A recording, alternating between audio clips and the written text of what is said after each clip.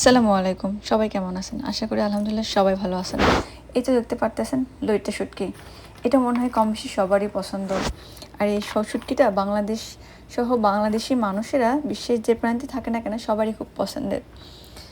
তো এই তো আমি লইট্টা শুটকিগুলো ছোটো ছোটো করে কেটে নিয়েছি। এরপরে আমি গরম পানিতে ভালো করে ধুয়ে নিব।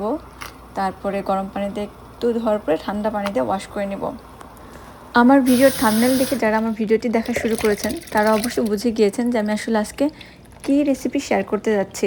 তো কচুর লতি দিয়ে লইট্টা শুটকির ভুনা।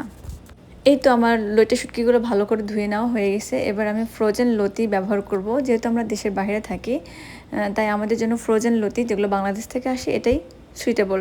এর জন্য আমার লাগবে পেঁয়াজ কুচি, কাঁচামরিচ এবং টমেটো, কারণ আমি এটা ভুনা করব, রান্না চচ্চড়ি না, ভুনা করব।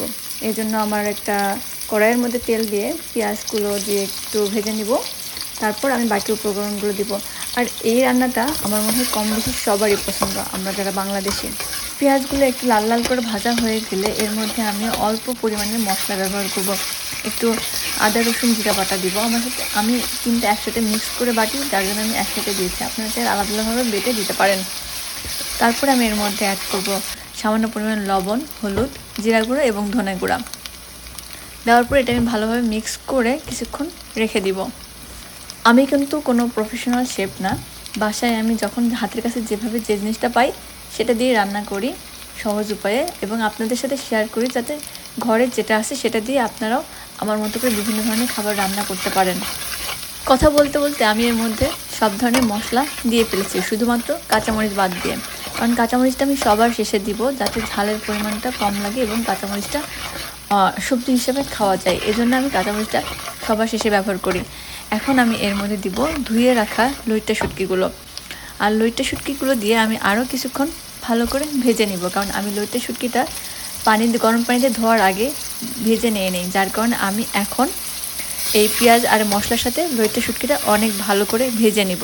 এক একজনের রান্নার ধরন এক এক রকম এবং এক একটা অঞ্চলের রান্না এক এক রকম। আসলে আমরা যেভাবে রান্না করি না কেন, মনোযোগ দিয়ে যেটাই রান্না করব সেই খাবারটাই আসলে খেতে ভালো লাগে। আসল কথা হলো কিছু কিছু খাবার আছে যে খাবারগুলো সবাই খুব পছন্দ করে এবং লোভনীয় খাবার, এবং এই সব খাবারের স্বাদগুলো অন্যরকম। এখন আমি এর মধ্যে দিয়ে দেবো কেটে রাখা টমেটো কুচি।